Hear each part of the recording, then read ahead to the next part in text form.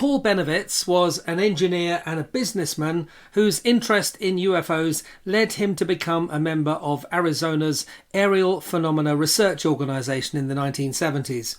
Possibly as a result of what he called his personally funded study into UFOs, which involved him filming and monitoring radio signals from a US airbase, he allegedly became the target of a government misinformation campaign. Join us on Aliens Explored as we delve into the life and times of Paul Bennewitz.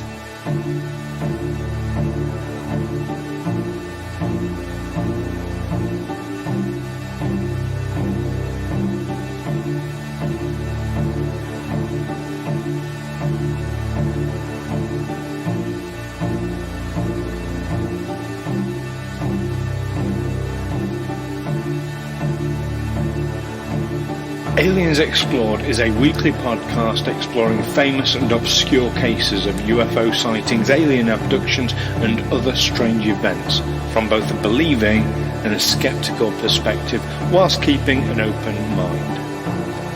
I'm Stu Jackson, a professional actor and amateur ufologist with a particular interest in the crop circle phenomenon. I'll be debating that otherworldly visitations are real. The truth is out there. And I'm Neil Kelly. I'm a professional actor as well and used to work for the military as an intelligence analyst.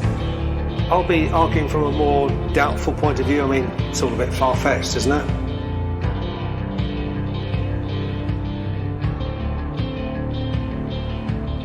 Welcome back, listeners, to Aliens Explored, your weekly podcast where we look at extraterrestrial beings, where we look at UFOs, UAPs, and we look quite often at the people who investigate such things. I am one of your hosts, Stu Jackson. And I'm your other host, Neil Kelly. How are you doing, Stu? I'm doing very well, thank you. Very well. Still recovering from last week's episode, which we recorded 5 minutes ago. 5 minutes ago, yeah.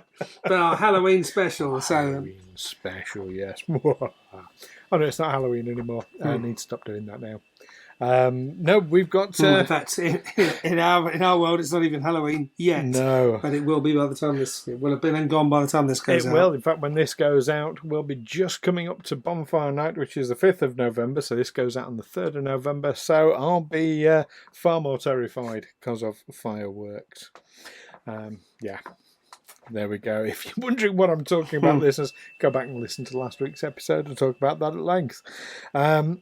Yes, now to loud bangs. Loud bangs.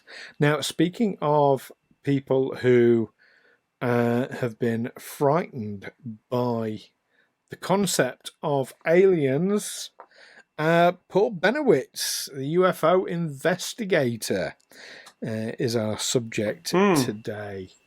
A question I'm often want to ask with you, Neil, on this show. Had you heard of him before?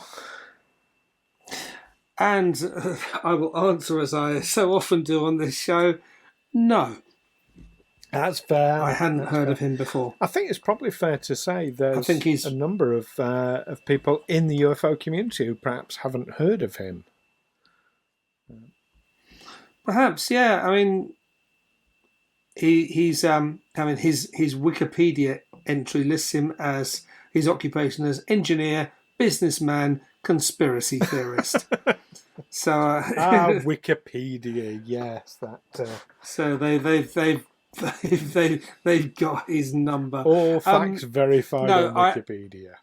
But also, we're going way back in time to the 1970s and early 1980s, aren't we? So we're going back 40 years to when, particularly the 80s, early 80s.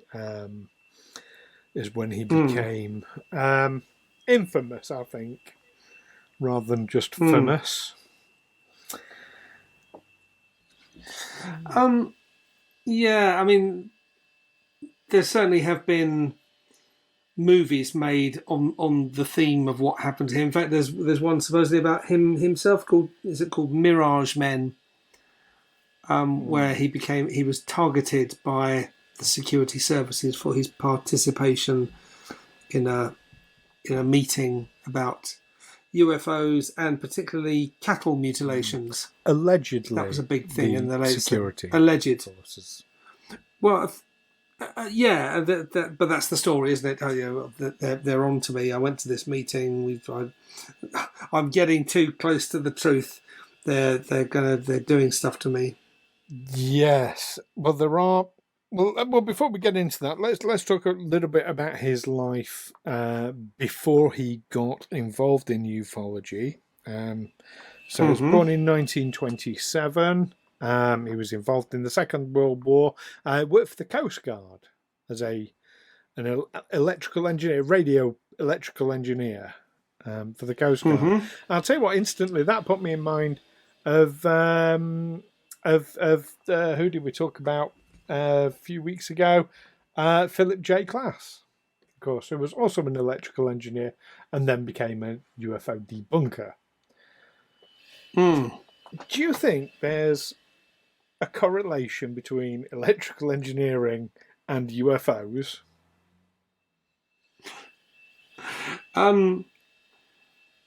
There seems, well, we've noticed a couple of coincidences. I don't know. Do people who are more sort of technically or scientifically minded, are they more interested in science fiction and by extension more interested in the strange happenings that might not be fictional? Is there a kind of chain of items of interest there? That's a reasonable route to take. I also think it's in the kind of the mindset of engineers to want to understand the universe, to be able to make sense of everything. You know, everything out there has a logical explanation.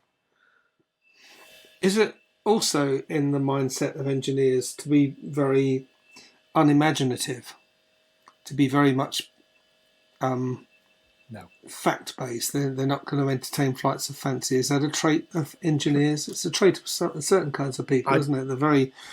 The male brain that won't even read fiction up there, because what's the point? I dispute that really strongly, because some of the biggest innovators that the world has ever seen have been engineers with incredible imaginations who imagine marvelous, wondrous things and then go out and build them. I mean, instantly Tesla springs to mind. He had an incredible imagination. He was able to envisage yes, but things. are they your typical engineer, or are they very atypical engineers? That they've got this strange combination. Well, because they can apply themselves to the nuts and bolts, to the hard work, the science, the engineering, but they can also imagine. And imagine things that aren't currently possible. I mean, I remember it was a big thing. I remember someone saying, if you want to have an idea about what the future will be like, don't listen to scientists or engineers. Read science fiction, because they're the guys who can say, well, we can have this and we can have that. Whereas scientists and engineers tend to be rooted in our currently known science or technology. The example they gave was with there's a cartoon character in the United States, less well known outside the US, called Dick Tracy. This detective, and his stories are very much sort of 1940s type, but he had a wrist radio. It was the size of a wristwatch, and it would have an aerial come out, and it would be the speech capture would say, calling Dick Tracy. And people at the time said, well, how is that possible? Because to them, a radio in 1948 or whenever it was a piece of furniture. You know, it required 2 or 3 people to lift it to move it from one side of the room to the other. How could you possibly fit that on your wrist? Where would you put all the valves and all the capacitors and all that you need to make a radio work? Because that was the technology of the time. Whereas the person who wrote it just thought, well, I don't know or care how it works. I just know that he's got this radio on his wrist. Well, I can come up with a even better example. I mean, that's a fantastic example, but of course, a lot of our listeners will be aware I'm a huge Star Trek fan. And lasers as we understand them today, doors that open automatically when you walk up to them, mobile phones, are all directly influenced specifically by Star Trek. Okay. In particular, so yeah, the automatic door wouldn't kind of with the sensor eye on it. There were earlier ones that operated on a pressure plate system, but the electronic ones with the sensor eye, that was created because somebody saw these doors opening and closing in Star Trek and wanted to recreate that. But also works out how to turn a beam of light into a switch. Yeah. That when you break the beam of light, yeah.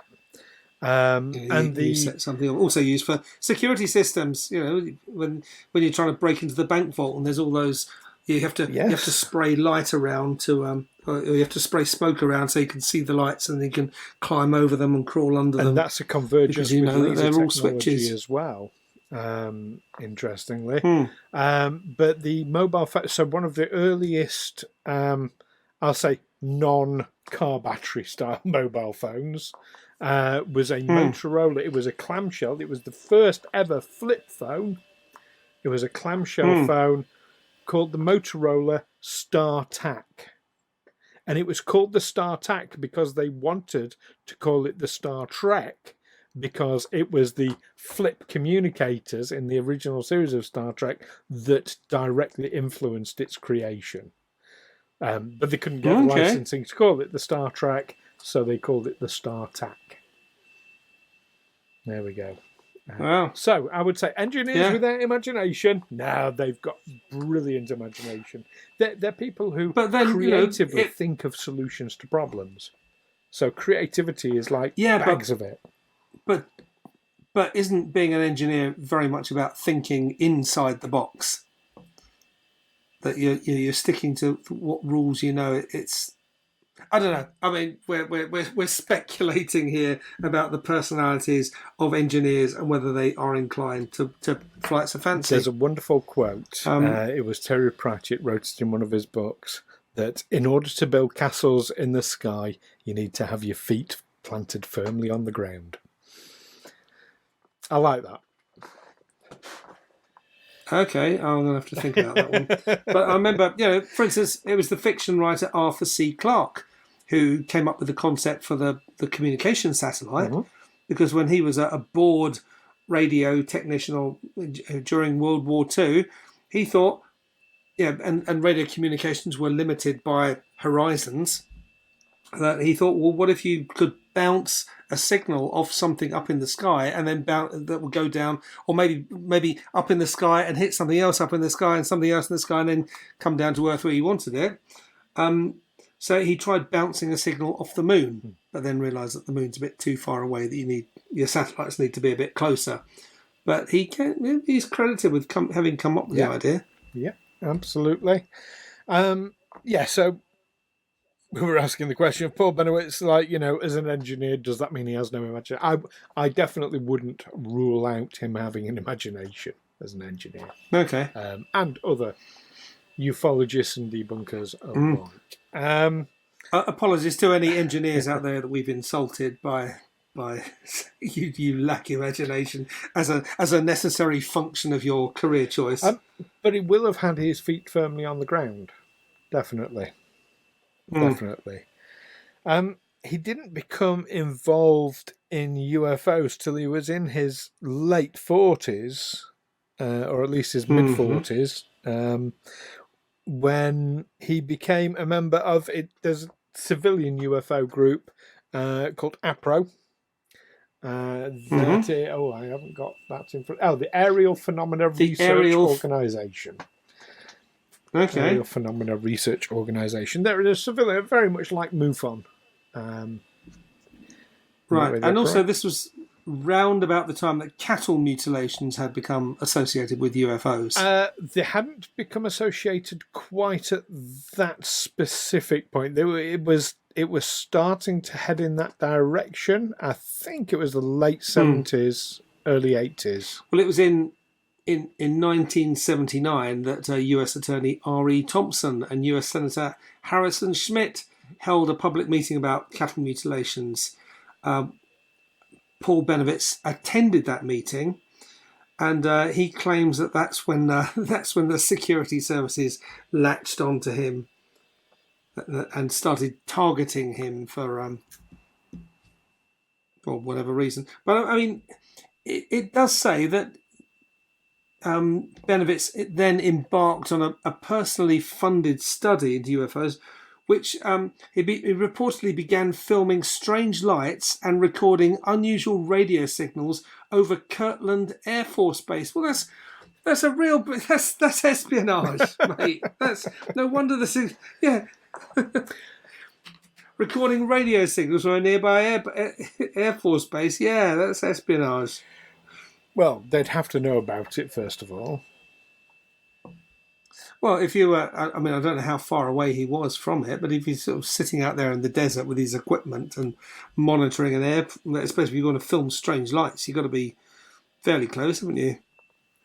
And then listening to radio transmissions, that's what you're doing, mate. Yeah, but scanners are, I mean, certainly nowadays, RF scanners are really to a penny, you know. You can get them very easily. I would have thought for a radio engineer, even if he had to make one himself, it wouldn't have been difficult. But to be sat outside an Air Force base filming lights over it or filming the base, there's a thing in this country, in England, which is very much misunderstood in the rest of the world. There are people who enjoy plane spotting, and it's like train spotting. They will go to an airport and they will hang around and they will spot planes, and they'll have these books which have all the serial numbers of planes in, and they tick them off as they see them, and they're imposing their little bit of order on their own little part of the world. But of course, then they'll go somewhere like Greece or Turkey and do that, or Libya or somewhere like that, and of course.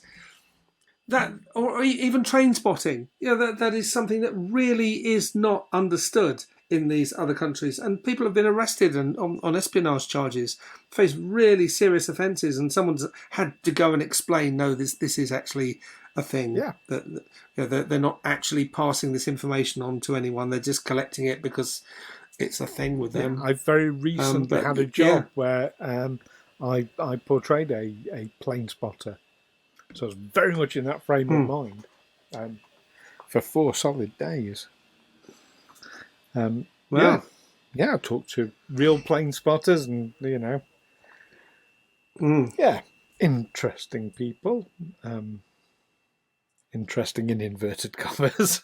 But yes. Yeah. But you go to somewhere like Clapham Junction Station and you'll see them there on the end of the platform with their notebooks and their cameras. Train spotters, yes. Spotting trains. Not plane exactly spotters the same at Clapham way. Junction. Not plane spotters, no, you'll spot them, near the airport. Yeah. So, yes, he's okay. He's making himself known to the authorities. He gets involved in a UFO case. A woman calling herself Myrna Hansen. There was a movie star called Myrna Hansen. This wasn't her. From some time ago, she won the Miss USA title in 1953. The movie star, yes, who is the not the same person we're talking about. To be clear, this is a different Myrna Hansen. Different Myrna Hansen, who had seen a UFO, basically pulling it. Well, you see the picture behind me. This idea of cattle being lifted up into a UFO via a bright light, a tractor beam, if you will. That particular case is where that imagery comes from, because that's what she saw or claims to have seen. She described a story involving interplanetary visitors, bright lights, and herds of cattle. Yes. And there was a particular police officer, a highway patrol officer, in a New Mexico state police officer and New Mexico Game and Control Board investigator, but he was also regarded as the cattle mutilation guy. So everything that came through about that was passed to him, and he in turn contacted Paul Bennewitz. Oh, that was Valdez, wasn't it? Gabe Valdez, yeah, the police officer. Yes. Yeah.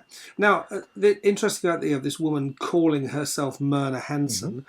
Top tip for any of our listeners: if ever you, for some reason, you need to go somewhere and you need a new identity, pick a name of a famous person. Pick a name of a film star. Not, John Wayne might be a bit obvious, but if you go for something like James Stewart or Jamie Lee Curtis or Jamie Curtis or whatever, pick a famous name, because then people can't Google you. People try and look you up, and they just get this masses and masses of stuff about the far more famous person of that name. Don't call yourself Adolf Hitler or something like that. Anything that don't raise call eyebrows, yourself. But don't call yourself Stu Jackson or Neil Kelly either. No, I don't want to go too much into Myrna Hansen's case, because I want us to talk about that as a specific episode, because there's a lot of detail in that. Okay, I just wanted to say though that if someone has a name that you don't think is their actual name and they happen to share it with a famous person, that's a good clue that it's not their real name. That's a way to spot it. Yeah. So Paul Bennewitz, he investigates that case and becomes increasingly, I'm going to choose my words incredibly carefully here, he becomes increasingly disturbed by what he's hearing about the apparent potential for alien attack. And it becomes quite overwhelming to him. Until December 1981, he writes to a US senator that he makes some really bizarre or seemingly bizarre claims. He says he knows the location of alien bases in northern New Mexico. And we're talking about Dulce, New Mexico. Now, again, people might have heard of the Dulce alien base, but not heard of Paul Bennewitz. It's actually Paul Bennewitz who brought Dulce onto the UFO map, as it were. So he claims that he knew the location of alien bases, one of which in Dulce. He knew that in this letter to the senator, he claimed he knew that someone in the military had made a deal with the aliens several years ago. And indeed, that is something we actually keep hearing time and again from different sources. So when we look at Project Serpo, for example.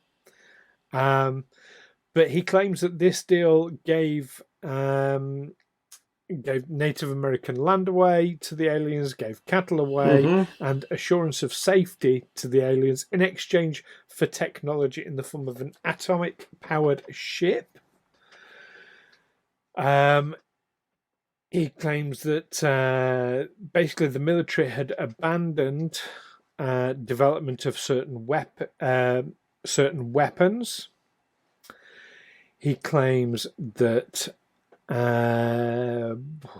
Did he say why they'd abandoned them? Were they because they realised they were dealing with something obsolete, or was it just that it was technology that was beyond them? Because the aliens, there was an argument between the military and the aliens over these weapons. So, the weapons development was stopped, and the people involved in the weapons development disappeared. He claims that, this atomic ship was 30 years behind the aliens' current level of technology. And that's very specific, 30 years. Doesn't sound like much for something like that. Not for something that's maybe hundreds of years ahead of us in terms of technology. I mean, I remember when the Challenger space shuttle exploded.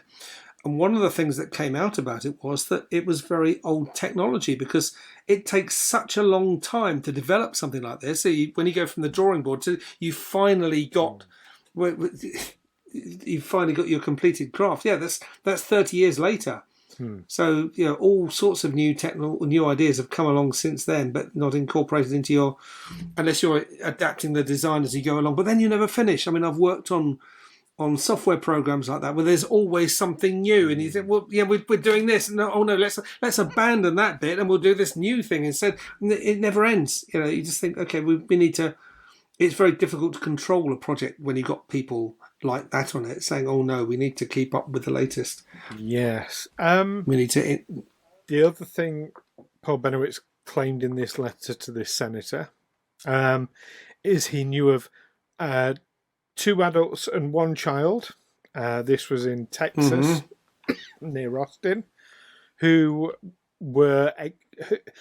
came close to this atomic-powered ship and were exposed to radiation from it. And now we're talking about the Cash Landrum affair, aren't we? Something we discussed in a very early episode. Which we discussed back in, oh my goodness, long time ago it seems, looking back. It's a very long time ago. I can tell you. It's one of our previous episodes anyway. You can find it by searching our... It was episode 59. 59, so there you go. Well done. Yeah, so this is 100 episode. We're nearly 100 episodes on since then, but that was Betty Cash and Vicky Landrum and Vicky Landrum's grandson, who were driving home on a lonely road when they encountered this craft and suffered burns. Yes, radiation. Proximity. Poisoning, basically, from it.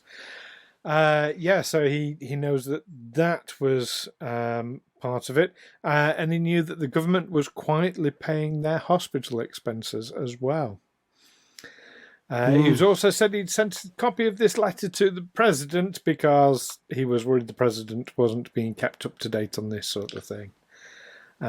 So this would have been Ronald Reagan, wouldn't it? 1981. That president. December 1981. Yeah, it would have been that president. Right. I mean, it's... Yeah. He later, a few years later, refers to a 1979 conflict at this base in Dulce, where aliens and humans were said to have had basically a firefight. The Dulce War. The Dulce War, indeed.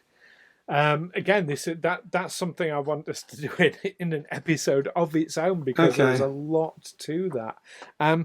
But all his claims are things that have cropped up in other stories and from other sources. It sounds bizarre and incredible and outlandish, and certainly when you become aware... So a few years after that again, so by the late 80s, Paul Bennewitz did seem to be mentally ill as a result of this.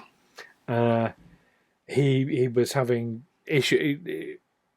There was a thing with his wife. I can't remember if he was saying that his wife was an extraterrestrial or being controlled by extraterrestrials or something like that. And he ended up being hospitalised. He was barricading himself in his home and things like that. Ended up being hospitalised as a result of this. I mean, not permanently. Yes, he accused his wife.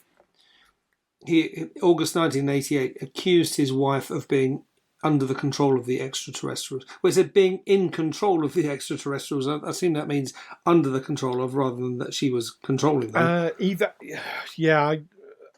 I seem to recall it was either an extraterrestrial or under the control of the not in control of extraterrestrials. That would take some doing, I would have thought. But yeah, I mean, we say he was hospitalised. Now, to be fair, he was kept in for a month and then released, but he was he was given treatment thereafter. He passed away only in 2003, so, it's survived another sort of 15 years after that. Now, there's a guy turned up in 1989, so a year later, just about, a guy called William Leonard Moore, author of, he co-authored 2 books with Charles Berlitz, including The Roswell Incident, a UFO researcher, was prominent in the 70s and 80s. He revealed that he tried to push Bennewitz into a mental breakdown by feeding him false information about aliens.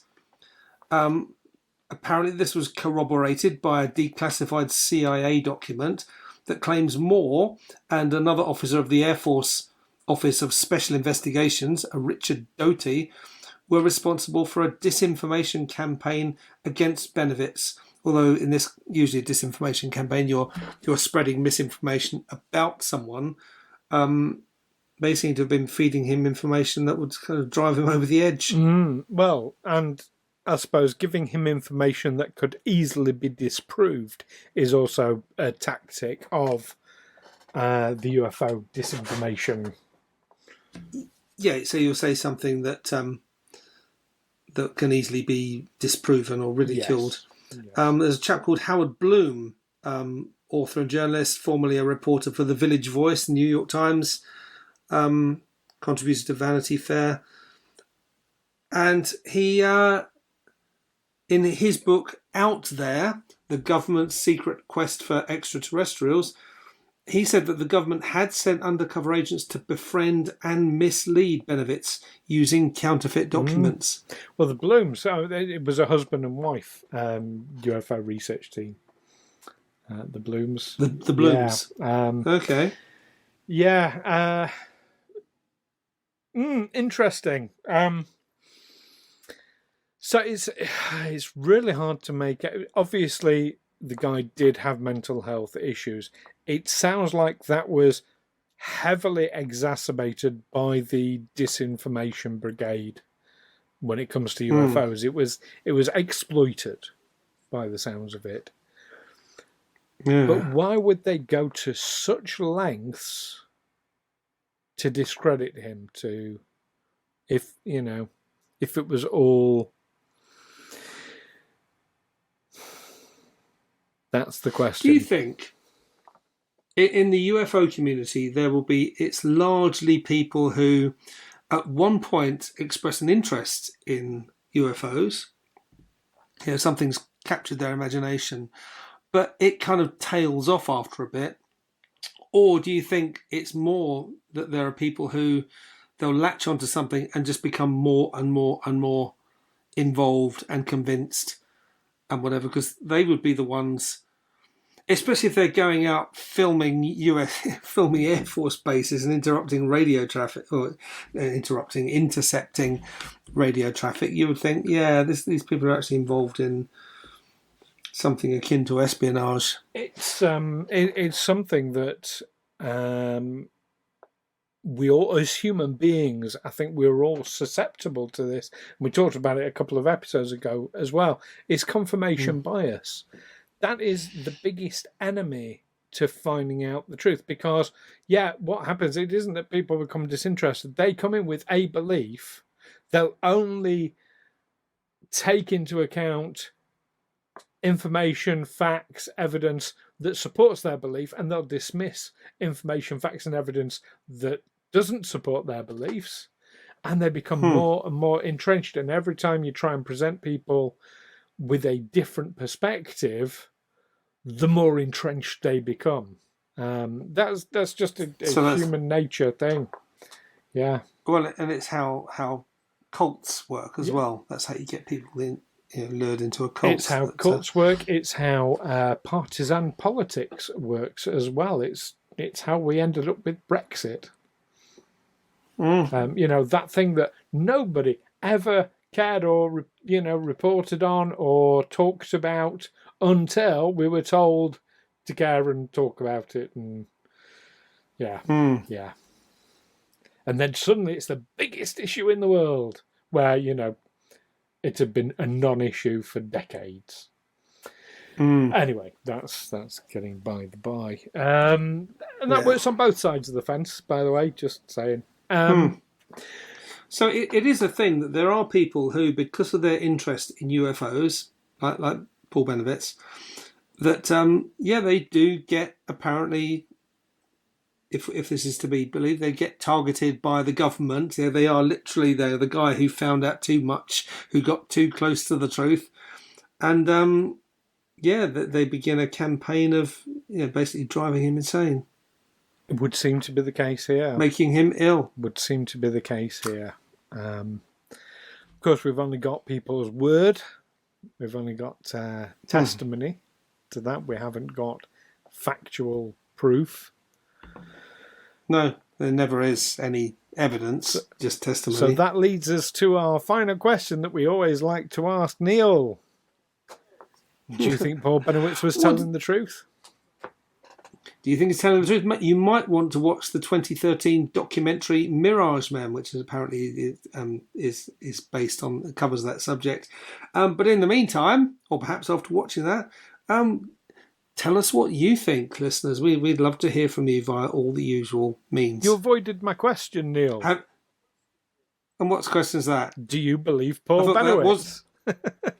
I thought you wanted me to ask the listeners. No, I'm asking you. I mean, I do want to know what the listeners think, but before we get to that, I want to know what you think.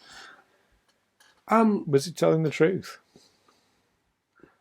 Telling the truth about what? I mean, he became convinced all those things about the base in New Mexico and the.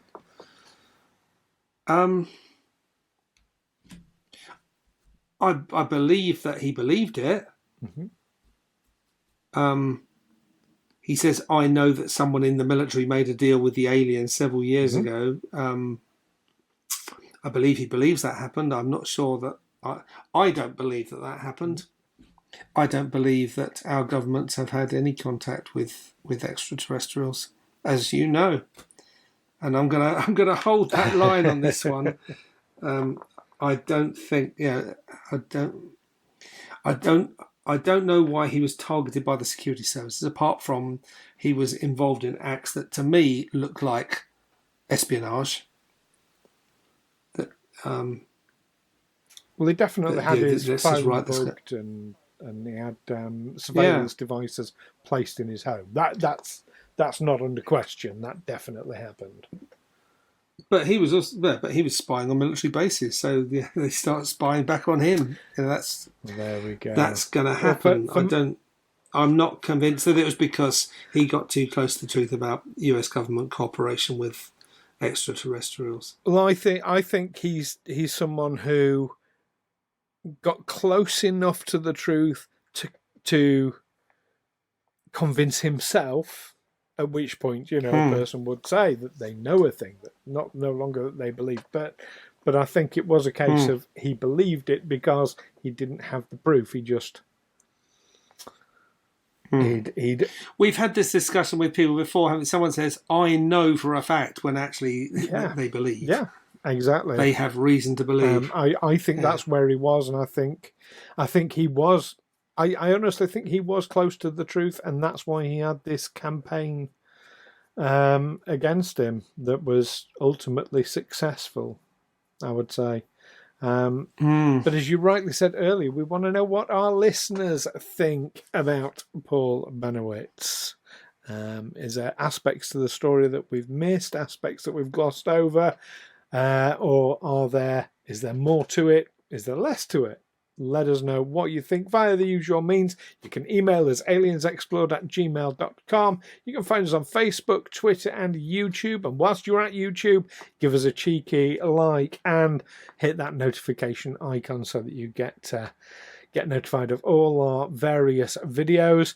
And of course, if you are one of our Patreon subscribers, and all it costs is just £2 a month, then you get access to our exclusive Discord server, and you help us to carry on doing what we love and what we hope you enjoy as well. Join us next time when, we're going to be talking about the Crystal Skulls, not the Indiana Jones movie, That was terrible. But the actual real crystal skulls. So don't miss that one. In the meantime, keep watching all these people who claim to know things, because you never know. They just might. And of course, keep watching the skies. Take care for now. Catch you next time. Bye bye.